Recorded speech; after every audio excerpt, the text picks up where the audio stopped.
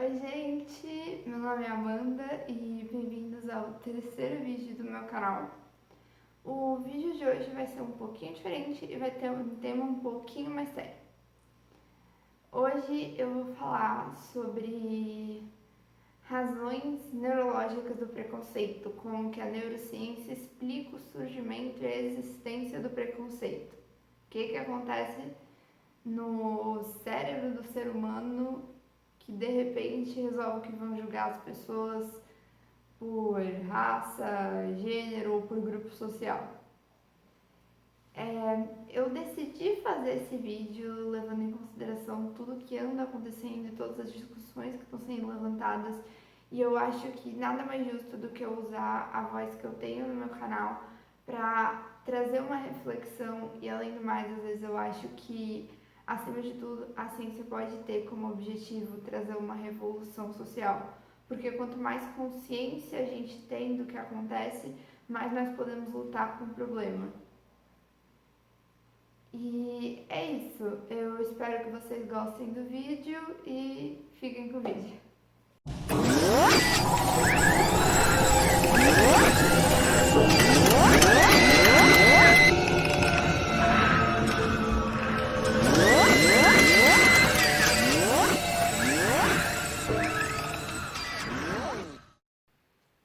Bom, eu vou começar dando uma definição de preconceito baseada na etimologia, ou seja, nas raízes da palavra.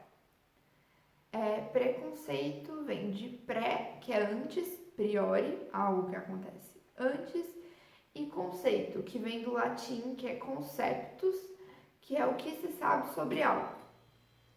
Ou seja, ter um conceito antes de realmente conhecer. É isso, de maneira geral. Há bastante tempo atrás, muito mesmo, a ideia de criar um conceito antes de realmente conhecer poderia significar a sobrevivência. E era algo que o ser humano usava para sua sobrevivência. Por exemplo, aquele animal parece perigoso, eu não vou chegar perto dele. Eu criei o conceito de perigo e eu não vou chegar perto daquilo para descobrir. Não quero, dispenso. E por aí vai entre diversos outros.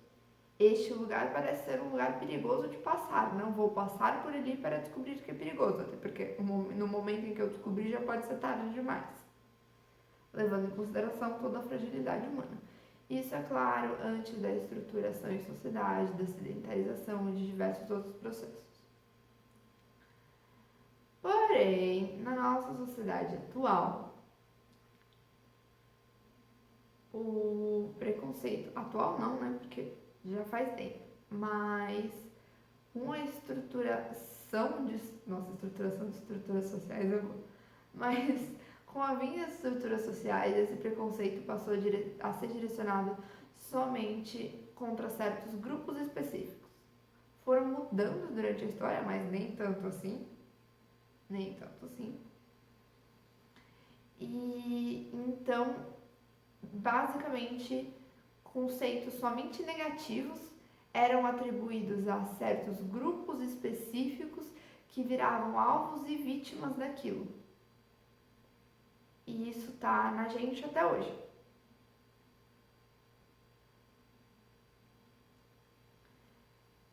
E é por isso que até hoje existe preconceitos contra certos específicos grupos que durante uma boa parte da história sofreram com preconceito e foram perseguidos. Mas como que isso funciona? Como que essa coisa se perpetua? Isso, na verdade, eu já quero deixar claro que é inconsciente. Então, dificilmente, a não ser que seja uma pessoa que está com realmente problemas muito sérios, alguém vai ser conscientemente preconceituoso e vai saber que está sendo preconceituoso e não vai se importar com isso. Existe casos, existe, mas fazer o que? O ser humano, né? Mas normalmente é um processo inconsciente. Por quê? O que acontece? O nosso cérebro, ele é uma máquina de classificar. ele vai aprender alguma coisa e ele vai replicar aquela coisa que ele aprendeu em todas as situações parecidas. Um exemplo bem besta. Uma criança demora cerca de 1 ano e meio para conseguir abrir uma porta sozinha. Mas depois você vai replicar aquele conhecimento para todas as outras portas, independente de elas serem levemente diferentes entre si. Então, o nosso cérebro, ele tenta achar padrões em tudo. E aí, já viu. Já tem um leve problema ali.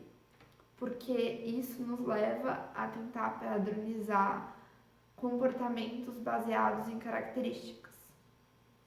Da mesma forma, o nosso cérebro ele aprende a desgostar automaticamente de qualquer coisa que esteja relacionada a uma experiência ruim que nós tivemos. Então, por exemplo, uma pessoa que teve uma experiência ruim com aranhas vai ter aracnofobia e você não vai querer chegar perto de uma aranha.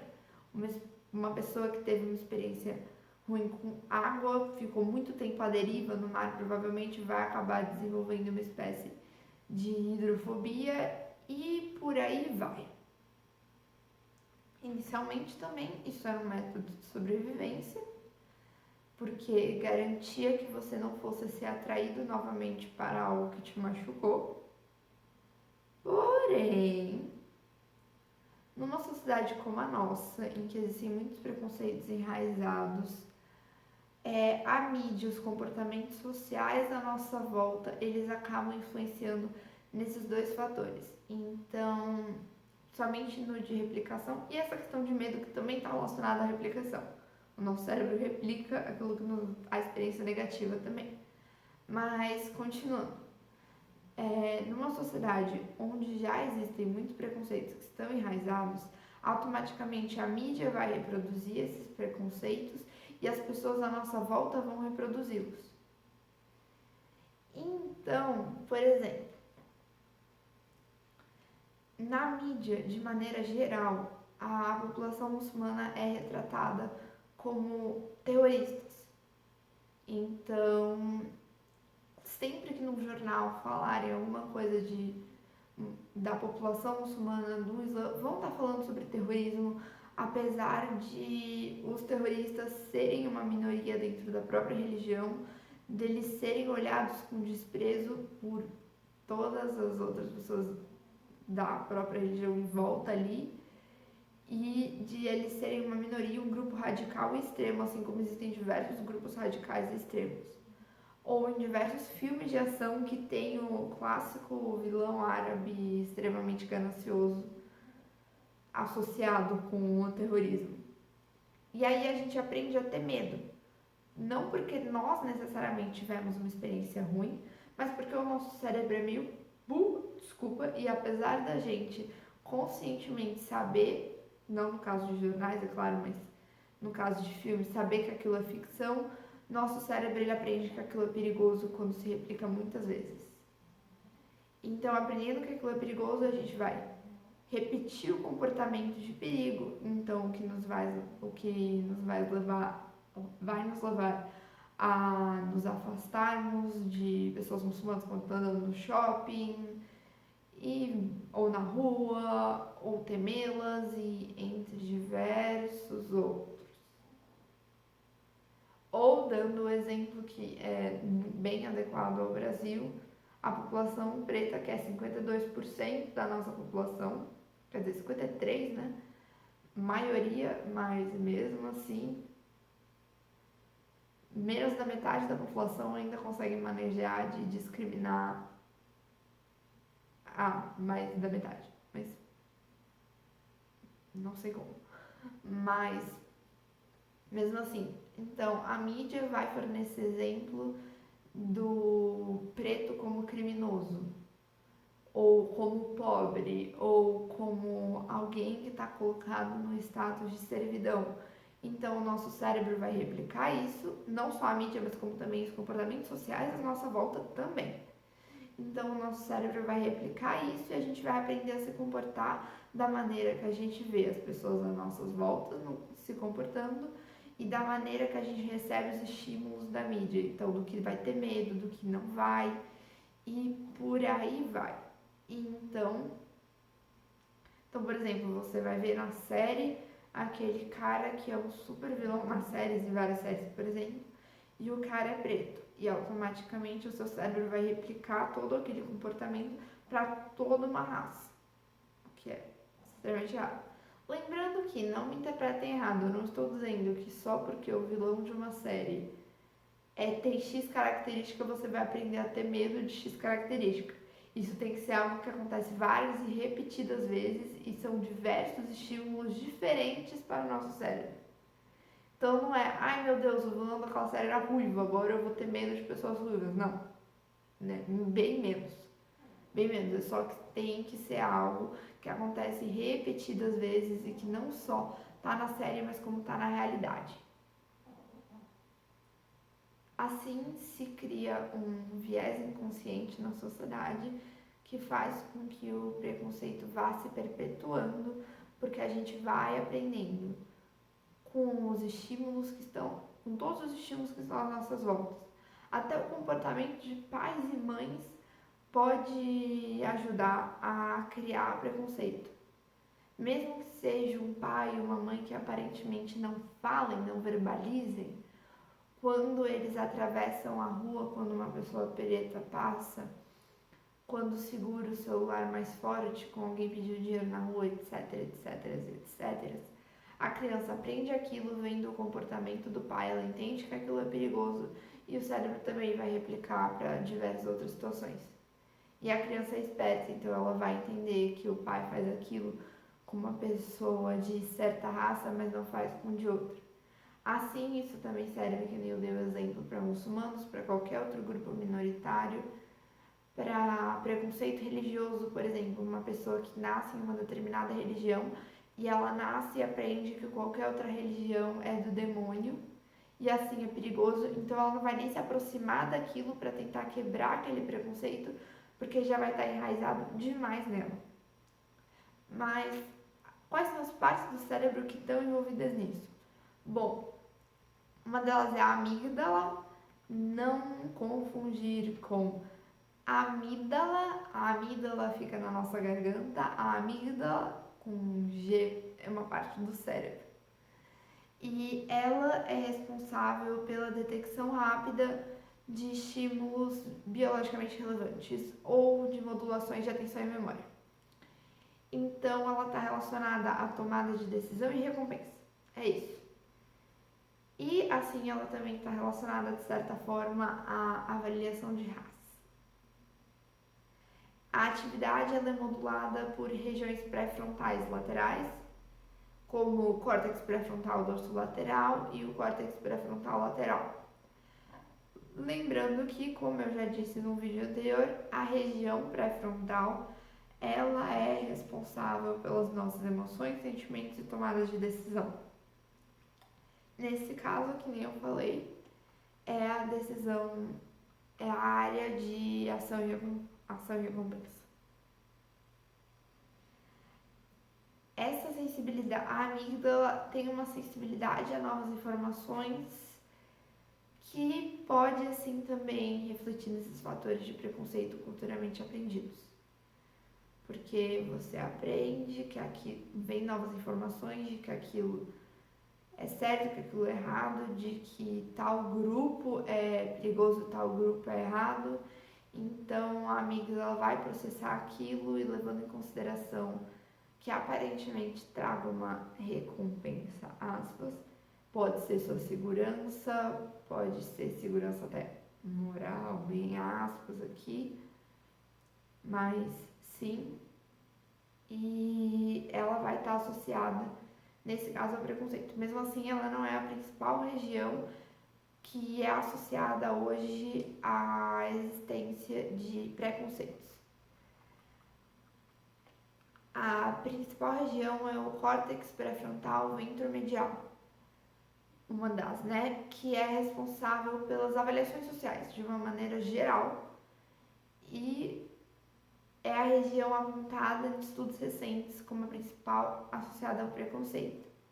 Inclusive em estudos feitos com voluntários, essa região era mais ativa quando as pessoas, quando pediam para que os voluntários julgassem outras pessoas moralmente baseado em status, entre outros, ou simplesmente fizessem um julgamento de outra pessoa. Acompanhado dessa região, tem a região do lobo temporal anterior.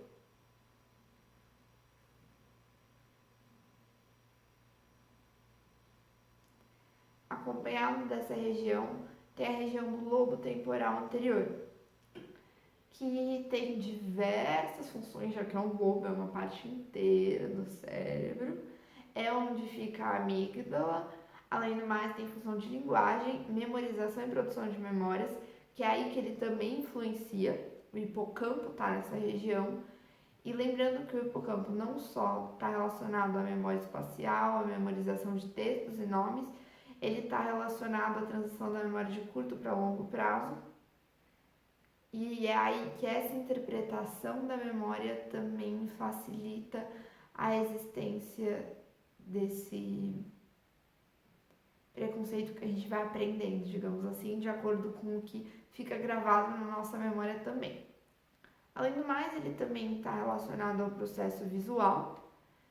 Ele atua com o córtex visual, porque a gente tem uma complexidade muito grande de estímulos, e ele analisa a complexidade desses sinais visuais e ajuda a estabelecer as memórias visuais de longo prazo.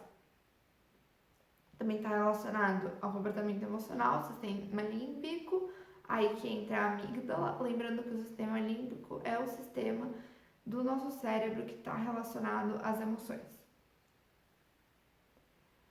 Assim, nesses experimentos, essa região acompanhou a atividade do córtex pré-frontal nas alterações de julgamento do valor de certos grupos, da valência de certos grupos.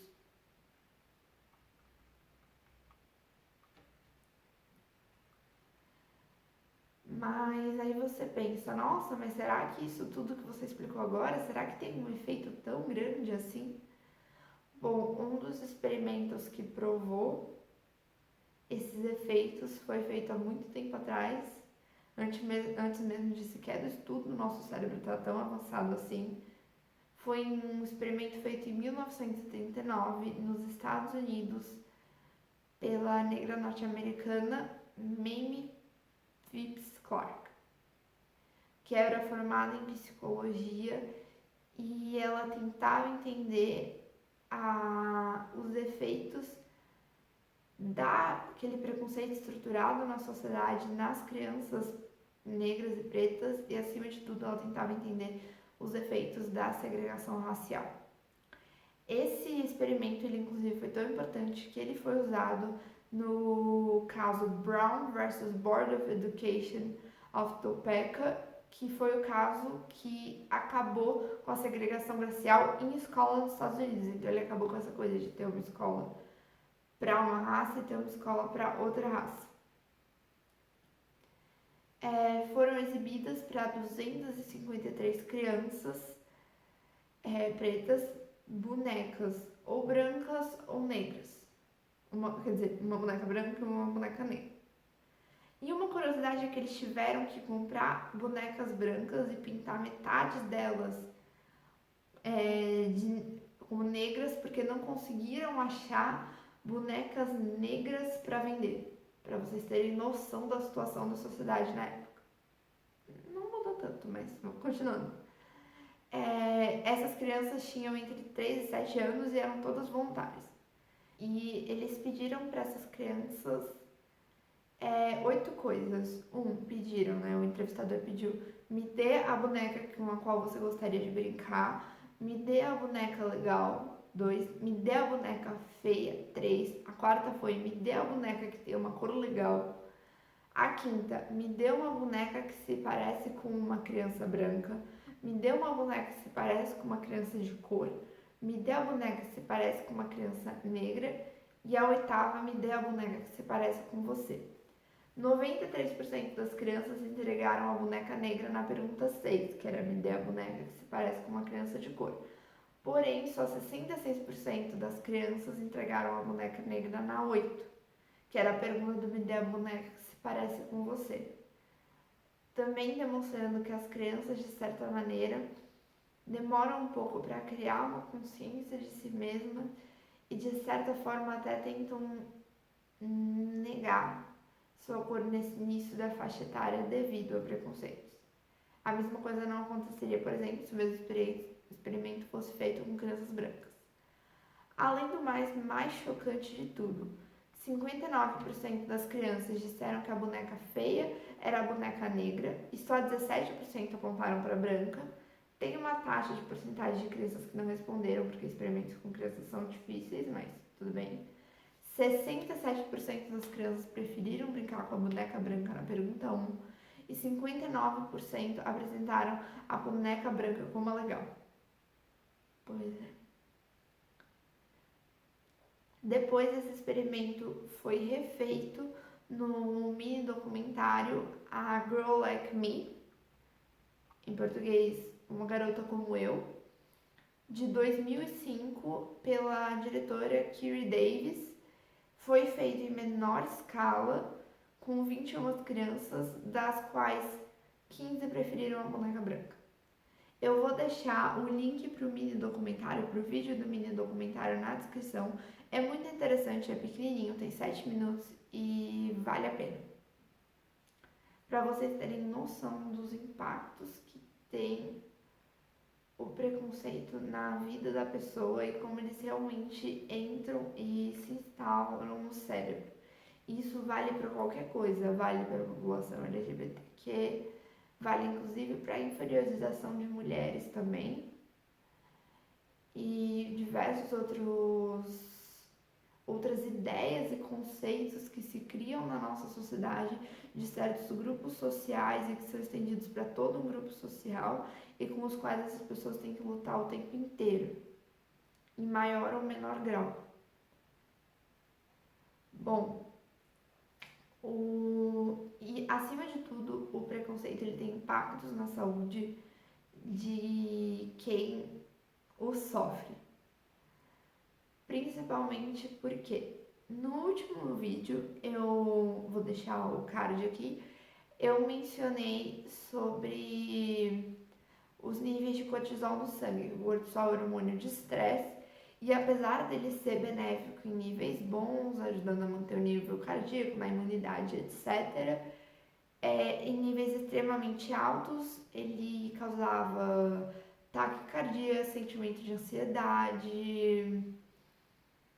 e diversas outras coisas ruins. E quando ele ficava prolongadamente num nível muito alto, a glândula que o produz se desensibiliza, perde a noção do quanto que tem, então a quantidade ia baixar demais, gerando fraqueza, desânimo e até depressão. E o que acontece nesse caso é que pessoas que estão muito acostumadas a sofrer preconceito estão constantemente num estado de alerta, então elas estão constantemente com cortisol tendo se liberado no sangue. Como eu disse, maior ou menor grau, dependendo do grupo social ao qual você pertence e dependendo do tanto de preconceito que você sofre. Por exemplo, uma pessoa preta, o tanto de preconceito é absurdo.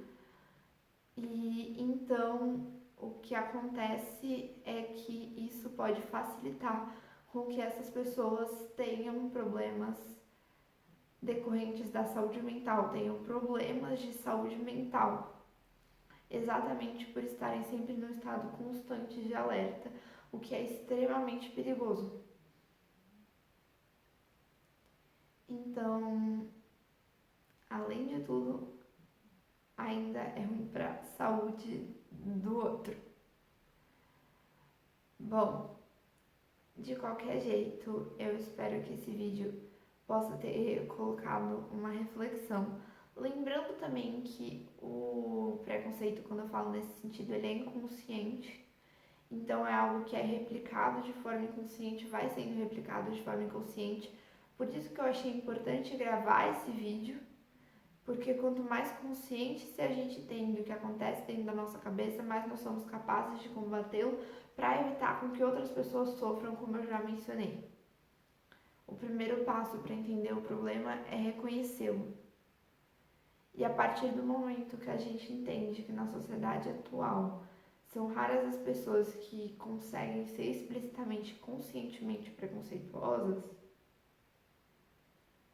e que isso está muito mais dentro da gente do que realmente externalizado, aí sim a gente consegue combater e se policiar, porque cada um de nós tem que se policiar para evitar atitudes que vão perpetuar isso, para evitar dar esse exemplo para nossas crianças e para evitar que nós perpetuemos essa atitude em nós mesmos.